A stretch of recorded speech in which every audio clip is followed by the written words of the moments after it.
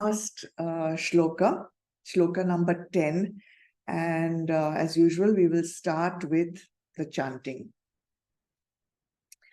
Sarvatma tvamiti sfuti kritamidam yasmat mushmin stave tenasya shravanata dartha mananad Dhyanacha sankirtanat Sarvatma tvamahavibhuti sahitam Syadishvara tvam svataha Siddhyet tat punarashtadha parinatam Jaishvaryamavyahatam Iti Shri Shankaracharya Virachita Dakshinamurti Stotram Sampurnam. Shri Dakshinamurti Stotram, as you know, composed by Bhagwan Adi Shankaracharya, 10th shlok. Here's the translation. Since the divine essence in all is made clear in this hymn, hence, by listening to it, contemplating on its meaning, meditating on it, and glorifying it, one becomes endowed with the greatness of the knowledge of the divine essence present in all, and perhaps the divine essence by itself. The eightfold manifestations of divine powers called siddhis will awaken within him after that again, unimpeded. 10th shloka, last shloka, Shri Dakshinamurti Stotram. Today what we will do, most of you have attended all the 10, and before that we also did the dhyanam of the Stotram. Some of you may have missed some classes in between. So today I will try to summarize the entire stotram before we conclude it. This, the last shloka is also called the Fal Shruti, Fal Shruti. That means it is the verse which gives the benefits that the person will get by studying this stotram. And this is a common practice in Vedanta, that they always give the benefit, because of course everyone wants to know why I should study this.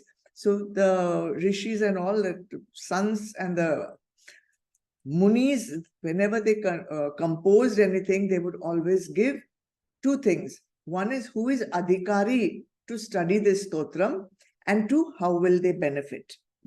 So when we started this study, I think it was sometime in July, we had discussed who is Shri Dakshinamurti and what does exactly Shri Dakshinamurti represent, symbolize, and what does it mean, Shri Dakshinamurti? Because we have never heard of any Bhagwan called Shri Dakshinamurti. In every shloka, you would have realized by now, in all the 9 shlokas, the last line was always Tasmai Shri Gurumurtaye Nama Idam Shri Dakshinamurtaye. I bow down to that Dakshinamurti. And what does that Shri Dakshinamurti represent is what I have been telling you in all the shlokas. However, I will summarize it today. First and foremost, Shri Dakshinamurti is an avatar of Bhagwan Shiva in a young lad, in the form of a young lad, who is sitting at the peak of Kailash Parvat, and he is ready to give the Updesh of Brahma Gyan to the Rishis and to the 4 Manas Putras of Brahmadev. And he's sitting under a tree, but he's facing the south. So that is why the name Dakshina comes. He's south, facing south. So first, let's understand the meaning of Dakshina. Firstly, it means southward. So that he is in Mount Kailash, which is in the north of India, and he's facing south. So the entire land the glorious, beautiful land of India, all the sadhaks can receive this same Updesh along with the rishis. Dakshina in Sanskrit sometimes also means the divine vision which gets created when the intellect has been completely purified and you are sitting in meditation and the truth is revealed to you. So here Dakshinamurti, that form which will reveal the truth to you. Southwards also has a second meaning which is really very interesting. You see, the information, the knowledge is mostly a function of the intellect. But when it remains in the intellect, it doesn't fructify. So that information needs to come down to the heart level. And when it comes down to the heart level, this knowledge becomes experience. So it's Dakshinamurti which will take that knowledge from the intellect to the heart. One more meaning of southwards. Very interesting. So we want the knowledge to come to the heart, but the heart needs to be purified. That is the whole journey of Vedanta, that you have to purify the heart. But most of the hearts of most people are vasana conditioned. So Dakshinamurti Stotram will help you to purify the south, the vasana conditioned heart, which is binding us to sansar. Sansar is the lower realm of existence. You know, there are 14 lokas and sansar is in the middle. So we want to rise to the highest loka, the highest realm of existence. So Dakshinamurti Stotram is addressing the vasana conditioned hearts of sansaric people and who are remaining bound to sansar, remaining bound to the lower realm of existence because of the vasanas which are holding them back. So Dakshinamurti Stotram representing Bhagwan Shiva, who is doing all these things right now with seated in Mount Kailash with the rishis and the 4 Brahma Putras of the Manas Putras of Brahmadev. The first representation is Shri Dakshinamurti is Bhagwan Shiva himself. So in addition to being the first Guru, Adi Guru, Shivji is always called the Adi Guru, Shri Dakshinamurti Stotram also represents all Gurus, all Sadgurus who are teaching this supreme knowledge.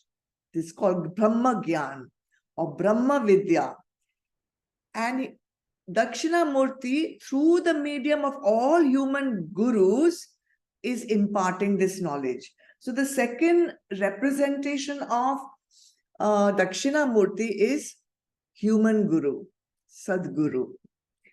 Thirdly, again, this is the form of the guru, but we need to go to a more subtle level. So at a more subtler level, Dakshinamurti does not just represent the form of the human guru, but it represents the inner guru or the guru tattva, which is basically Atma. Atma. And this Atma is not just in the guru. The Atma is everywhere. You also have that same tattva within you. And this tattva, this inner guru, just reveals itself to the Adhikari Shishya. And Dakshinamurti is that inner guru which is revealing itself to the Adhikari Shishya. And when that is revealed, there are no words being used, and that's why it is called Mauna Vakyam. So we have Bhagwan Shiva, we have the Guru in human form, and at a subtler level, we have Atma, Guru Tattva, or inner Guru. And then, if Atma is a representation of Dakshinamurti, then is Atma anything different from Paramatma? Just like the rays of the sun are no different from the sun itself. The rays of the sun are the sun itself. Similarly, the Atma is no different from Paramatma. So the fourth representation of Dakshinamurti is the supreme being. You can call it Paramatma, you can call it Brahma, you can call it Om, you can call it any name you want because it is unnameable. So basically people just say that. So with the grace or the kripa of that, the grace or kripa of Dakshinamurti, the Sadshishya experiences the divine directly. So there are four representations of Dakshinamurti. And many of us have chanted this line so many times. Ishvaro Guru Ratmeti Murti Bheda Vibhagine Vyomavad Vyapta Dehaya Dakshinamurtaye Namaha. Salutation to Dakshinamurti, who is all-pervading like space, Brahma, who is manifest in different forms like Ishwar, and Ishwar in English we call God, like Guru, the teacher, and as Atma, the self. So this stotram is dedicated to this concept of Atma, Paramatma, Guru, Shivji. They are all one and the same. So now that we have all this supreme knowledge, what is this? What exactly are all these people or all these beings or all these concepts? What is the knowledge that they are giving us? So we come to the first line of the 10th shloka today. The first very word is Sarvatmatvam. What is the knowledge that is being imparted? What is Advait Vedanta saying? Sarvatmatvam. Everything is Brahma. Sarvatvatvam. Everything is Brahma. And if you come to our Chembur Center, most of you have come, but some of you have not yet, you will see I have splashed on one of the walls of our center Adi Shankaracharya's most famous teaching, most pertinent, most apt, and most useful for any sadhak who is on a quest for the truth. What does it say? Brahma Satyam, Jagat Mithya, Jivo Brahmeva na paraha, Anena Vedyam Satchastram iti Vedanta Dindima. What does it mean? Brahma Satyam Jagat Mithya. Brahma is real. This universe is Mithya. It's an illusion. We cannot say it's not the truth because we can see it. So it cannot be categorized as real. It cannot be categorized as unreal. And therefore we call it Mithya. Jivo Brahmeva na paraha. This is the most important part of the shloka. The Jiva is Brahma itself, no different. Anena Vaidyam Satchastram, this should be understood as the correct teaching, as the correct Shastra, iti Vedanta Dindima, because this is proclaimed by Vedanta. Whatever is there in the Vedas is the ultimate truth. So this entire stotram, from Shlok 1 till now, is telling us the same thing in different ways. It's telling us that whatever we perceive as manifested objects in the entire universe, and whatever is also not manifest in the entire universe, is nothing but a manifestation of the supreme being referred to as Brahma. So since this is the last time we will be doing this stotram, I'm going to give in one line the same teaching that is there in each and every shloka. So in the very first shloka, the key line is that the entire world is like the reflection of a city in a mirror, which is within one's own self. So if you look at yourself in a mirror, then what is reality? Is the real thing? Is this reflection real? Or is this the real face? What is real? This is real, what I see in the mirror? Or is this real? So in that way, whatever I'm seeing in the entire universe is just a reflection which appears to be real. In Shlok number 2, it said the universe was present in unmanifest form prior to its projection, just like a tree in a seed.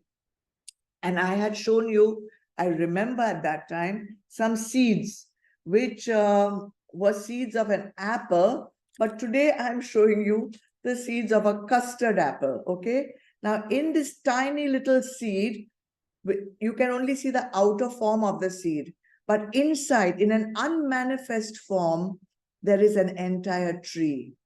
And inside each seed, there are thousands and thousands of possibilities of 1,000 more custard apples. So that in that same way, this entire universe was projected out. It was present in unmanifested form, but it was projected out by magic, it says, into various forms.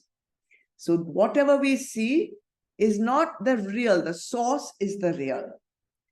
And in clear words in Shlok number 3, Bhagavan says, the unreal universe appears real. Unreal appears real. In Shlok 4, we talked a little bit about the 9 gates of our body and how without the light within, this would be insentient, it would be jad, it would have no consciousness. But the light which is within us and projects, radiates out, makes this body alive, enlivens this body. So what is inside is the real, not the outside form which appears to be real. And that was in Shlok number 4. In Shlok number 5, we said that now those who consider this outside form to be the real and forget about the inner Atma, which is making this enlivened, says those people he compared to spiritually immature people or people who are blind, meaning stubbornly stuck to their ways of thinking, or maybe they are so tamasic that they cannot even understand. They are dull-headed, he calls them. Shlok number 6 was the legend of Rahu. Rahu eclipses the sun and the moon, but that doesn't mean that the sun doesn't still exist. In other words, our ignorance covers our knowledge, makes us think this body is real, whereas actually the Atma is real. 7th shloka said that there are 6 different stages that the body goes through, 6 vikars, bhav vikars, from birth to death, even before birth, conception to death. There are 3 states of consciousness. There are many opposing dual situations in life, victory, loss, pain, gain, happiness, sukh, dukh. And all these come and go. But the witness of all these different stages of our life, the witness of the 3 states of consciousness, the witness of all these dual situations and conditions is the Atma, which is eternal. And therefore, what is eternal is Sat, the truth. That was Shlok number 7. In 8, we said that the world is filled with dualities of cause and effect, father and son, husband and wife, possessor and possession, guru and shishya. But these dualities are again an illusion because we are only seeing the outer form, Nam and Roop. But what is the truth, which has no differences, which has no duality? Atma. And that is the reality of our nature. And finally, the last shloka we did, number 9. We said that there are 8 manifestations: earth, water, fire, air, space, sun, moon, and jiva. These are the 8 manifestations of Ishwar, and they are just different, moving around in the universe in moving and non-moving forms. But the truth, the substratum, the screen where all these forms are being projected is the ultimate truth. Okay? And we understood that a little bit by this mala. We said all this earth, water, fire, air, sun, moon, etc., etc. They are like different beads, but the string that holds them all together is what makes the mala, is what threading it all together, that is the ultimate truth. Okay? All right. Now I want to get this knowledge, and then I want to master it. I want to reach that highest state of knowledge. So how should I do it? So this Bhagwan gives it to us, gives us the method also.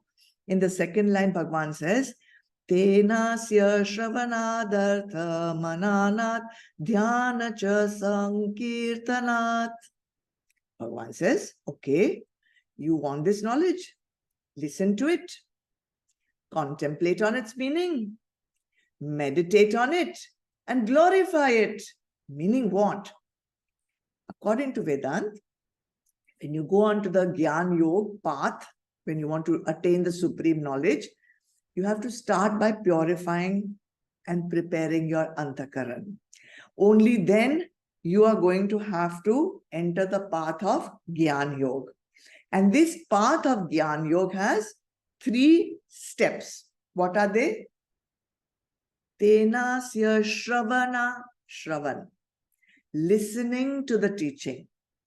Then shravanatartha manana, manana, contemplate. Contemplate on what? Tadartha, on the meaning of what you have heard. Contemplate on the meaning of what you have heard. First you hear, then you contemplate on the meaning of what you have heard. And thirdly, dhyana, meditate. Meditate on that contemplation. These we already know, we also call it Shravan, Manan, Nididhyasan. Finally, Bhagwan Shankaracharya has added one 4th step. And I find that so beautiful. And that 4th step he calls Sankirtanat. Recite it. Chant it. Chant the stotram. Don't just make it an intellectual, dry information. You need to guide this knowledge from the intellect to the heart. And when you chant it with joy, what happens is information becomes an experience.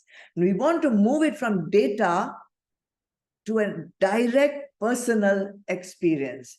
And therefore, Bhagwan, I understand it so beautifully, Bhagwan has added Shravan, Manan, Dhyan or Nididhyasan, and Sankirtan. What do we do in Siva? We are doing exactly this. See, every Thursday you are doing Shravan, listening to this mini pravachan.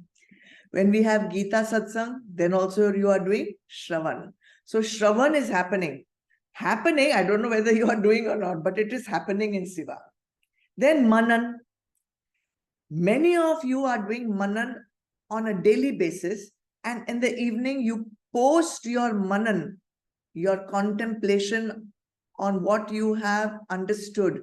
We have a WhatsApp group where you post this Manan. So people are doing Manan also. And then Sankirtan. Every day we are chanting Bhagavad Gita. We are chanting this knowledge. We are making it our own experience. And on Fridays also, we chant. Through bhajans, we are chanting the knowledge of Vedanta. It's so beautiful. So what about Dhyan? What about Dhyan? Dhyan will happen for those who have perfected Manan. You cannot go to Dhyan before perfecting Shravan and Manan. So those who are perfecting it will move to Dhyan. But in the meantime, Shravan, Manan and Sankirtan are happening for most of you.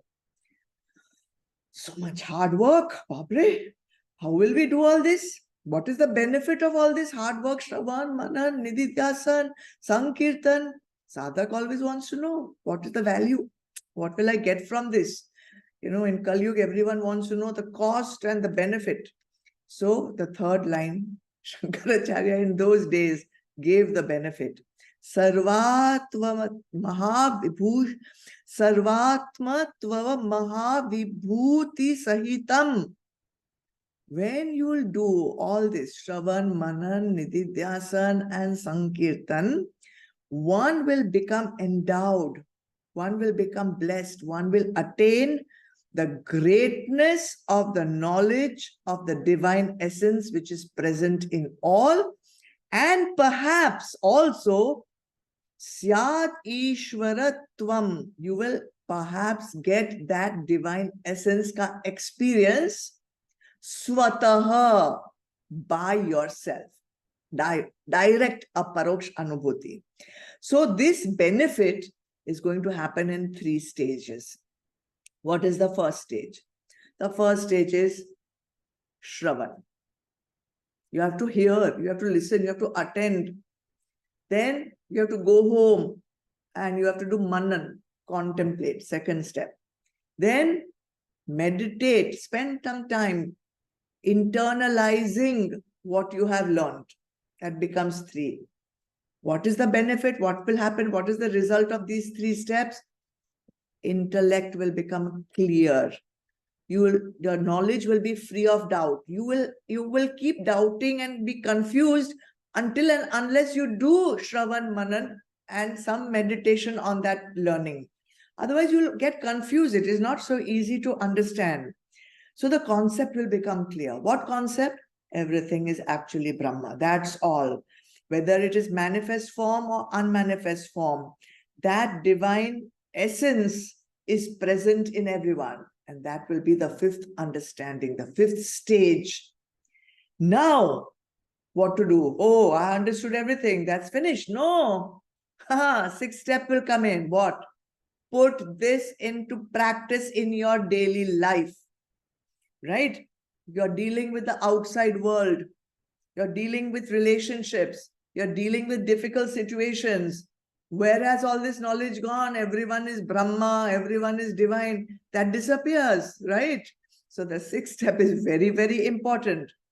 Understand the divinity that is at the core of every human being. And when you understand that, all the 7th step will happen, all the outer coverings, all the naam, the roop, the words, the actions, the behaviors of people, all that will simply drop. You will be able to see the essence, understand the essence. You'll be able to understand that people are acting and behaving in certain ways only because of their gunas. And when that happens, the 8th step will happen. What is that? Your judgments will stop.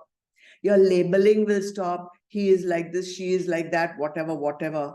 And when the labeling stops, the 9th step, very important, the penultimate step is that rag and dvesh will disappear from your life. No more rag, attachment. No more dvesh, repulsion. Because everyone is Brahma, you have understood. Everyone is divine. What you're seeing and what you're judging is just the outer covering, the upadhi. And then the 10th and final step, which is the last and the most important step. Vasanas will dissolve. Vasana is your desire. It is your desire to exist in the world, to enjoy the sukhs of the world that makes you come back again and again to the world. And moksha means no more desires are left. Therefore, I don't need to come back. So the 2nd step has 10 stages. And you have to go through all this. You cannot rush it. You cannot say, tomorrow I'm going to get enlightened. It's not going to happen. So at this stage, Sarvatmatva Mahavibhuti Sahitam, you will be endowed with the great knowledge. intellectually. Slowly, slowly moving to experience. And now you're ready for the third step. And that third step is aparoksh anubhuti, that direct experience of the divine essence that you actually are. That is your reality. That is your nature. This comes through the kripa of Dakshinamurti. It comes through the kripa of Sadguru. It comes through the kripa of Guru Tattva. The Atma will reveal itself to you. You will reveal yourself to you, if that makes sense to you. So you will see the oneness of Atma in all. You will see the oneness of Atma and Paramatma.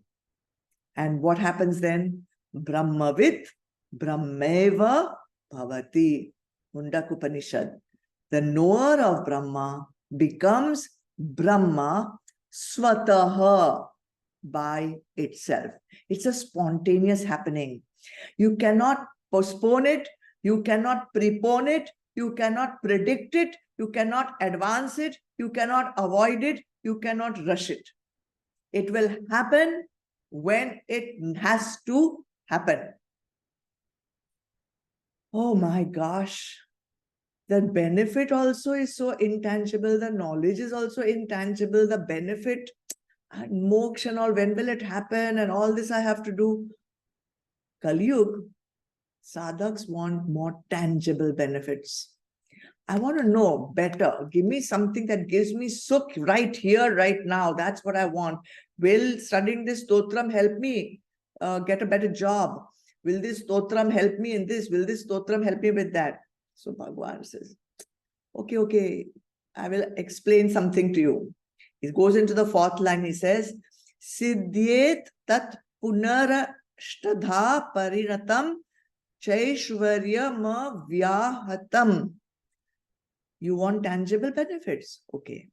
So eightfold siddhis, divine powers, will awaken within you. You will get 8 divine powers. What is a siddhi? Siddhi is a supernatural power.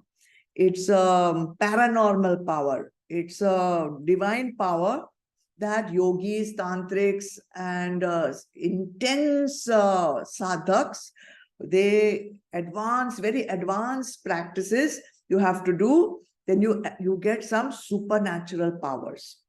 And this will only happen when the buddhi has become completely shuddha and sattvic. And it will connect with Atma, and that power will happen. So different schools of philosophy have different siddhis. In Ayurveda also, Acharya Charaka mentions 8 siddhis, different ones. All are different siddhis. Sankhya Yoga also has 8 siddhis, but they are different from the Ayurveda siddhis. Sikhism also has 8 siddhis, but they are more like insights, like everything is Brahma, things like that. The yogis have 23 siddhis, 23. So there are 5 Shudra siddhis, there are 10 Guna Pradhan siddhis, and there are 8 Brahma Pradhan siddhis. So 8 Brahma Pradhan siddhis are the divine attainments. Now what are these? I'm giving you all the information. If you're too bored, just forget about it, but some people may be interested. What are these 8 siddhis? One is called anima. Anima means you are able to reduce your body to the smallest shape and size, like an atom. It's a siddhi, it's a power. It's possible. Mahima, you can expand your body to an infinitely large size. Garima, you can make your body so heavy that nobody can move the body. Lagima, you can make yourself so weightless that you can fly in the air. Prapti, you can be anywhere you want in the world, just like that. Okay. Prakamya, prakamya is fulfill whatever desire you have. Ishatva, Ishatva, you control the entire universe. This is actually the title of Bhagwan, Ishwar. It is called Ishatva, to get all the powers to control nature. And Vashitva is you be able to control another person. You can make that person think and do whatever you want them to do. So these 8 siddhis or 8 divine powers are the powers of Ishwar. And with these 8 powers, Ishwar governs and makes the entire universe function. Okay. What did Shankaracharya actually mean when he says you will be endowed with these 8 siddhis? I mean, do I just have to do Manan, Shravan, Manan, Nididhyasan, Sankirtan, and now I will get these 8 siddhis? No, that's not what he meant. What he meant is that when you purify your buddhi to such a immaculately perfect sattvic state, it will merge with the unconditioned Atma. Pure Atma is there, it will merge with that pure Atma, and you'll attain Godhood. You'll attain Ishwar Tattva. You will become Brahma. And when you become like Ishwar is Sagun Brahma only, Ishwar is controlling the 8 manifestations. Last time we did 8 manifestations, if you remember, space, air, fire, water, earth, sun, moon, Jiva. Ishwar controls all these 8 manifestations. So you will attain that state where you will be on par with Ishwar. You will be above Ishwar also. You will be knower of Brahma, becomes Brahma. Now there may be some people who want to attain these 8 siddhis. So how to attain these 8 siddhis? That is also given in the Vedas. If you go to Patanjali's Yoga Sutras, in chapter 4, there are 5 ways in which you can attain these siddhis. So one is Janma. If you are born to parents who are highly advanced spiritually, highly sattvic, then in the womb of the mother only, the child will attain these siddhis. And after he's born, he will be able to get the siddhis very, very, very, very fast. That is Janma. Then Aushadhi, by the taking of some medicines and some herbs also, you can attain these siddhis. Mantra, by chanting some particular mantras, but with absolutely exact pronunciation, intonation, chand, everything, you will be able to attain these powers, and you'll be able to enhance your mental and physical capabilities. Tapa. What is tapa? Tapa is when there are conflicts happening in your life, when there are disturbances happening in your life, then the ability to keep your mind and your body in control, not to react to any disturbance is the biggest tapasya. And by learning that, what you'll be doing is you'll be controlling the Panchbhuta in your body. So that also will give some siddhi. And finally, with Nididhyasan, when you'll do and you'll reach the state of Samadhi, the person will become Siddha. And when the person becomes Siddha, he will be able to leave his body at his will. So these are the 5 ways you can attain these siddhis by doing all the steps of Shravan, Manan, Nididhyasan, Sankirtan after purifying the body, right? And after getting the intellectual knowledge of everything is Brahma. But now, I want to say a word of great caution, because there's a great danger of misunderstanding this shloka. The purpose of life is not to attain siddhis. The purpose of life is to recognize your true nature and realize it through direct experience, and then merge with that supreme being. If you devote your life to doing this tapasya and mantra and aushadhi and all that, and you devote your life to attaining siddhis, you will not get moksha. And it will be a waste of human life, a waste. This siddhi attaining is meant for those who want sansaric sukh, They want to control the universe. It is very rajasic. So true, sincere, Vedantic, Advait Vedantic Shishya will not hanker either after the sukhs of sansar, nor will he hanker over the siddhis. He will do his purusharth, he will do his dharma, and he will keep doing it till he attains the final goal of Jivan Mukti. Okay? So this is what Dakshinamurti Stotram is telling you. The take home for you from this entire Stotram that we started in July is one line. Everything is Brahma only. Remember that while dealing with the manifestation of Dharma in the outside world. And keep doing your Purusharth till you attain the direct experience, the direct personal experience of this truth. That's all. So simple. There's nothing much to it. So hope that this stotram has enhanced your life in some way or the other, and we have completed it. I express my total gratitude that I came across this beautiful stotram. I express my gratitude to Shri Dakshinamurti, who is my Sadguru, who is my Ishtadev Shivji, who is the Atma in all of you. And I hope that you can experience this beautiful truth by yourself. Hari Om Tat Sat. Next week, we will start a new topic, but that is a surprise till next week. Okay?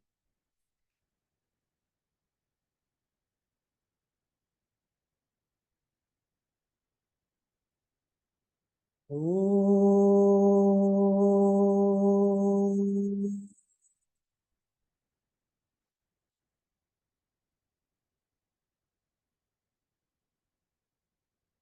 Om.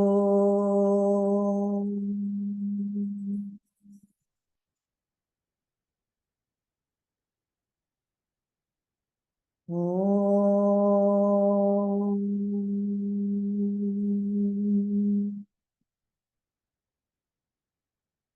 Asatoma Satkamaya Tamasoma Jyotirgamaya Mrityarma Amritam Gamaya.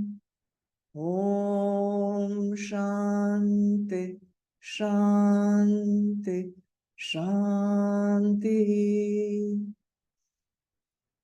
Om Purnamada Purnamidam Purnat Purnamudachyate Purnasya Purnamadaya Purnameva Vashishyate. Om Shanti Shanti Shanti. Hari Om. Shri Gurubhyo Namaha. Hari Om. Chidarpanam. Jai Gurudev. God bless you all. Thank you for joining. Thank you, Sampada, for chanting. Thank you, Zoom team. God bless you all. See you all tomorrow for Bhakti. God bless. Pranam. Thank you. Thank you. Pranam. Thank you, Sampada. God bless. God bless. Pranam. Thank you so much. Thank you, Tai. Thank you, Sampada. Pranam. God Thank bless. you, Sampada.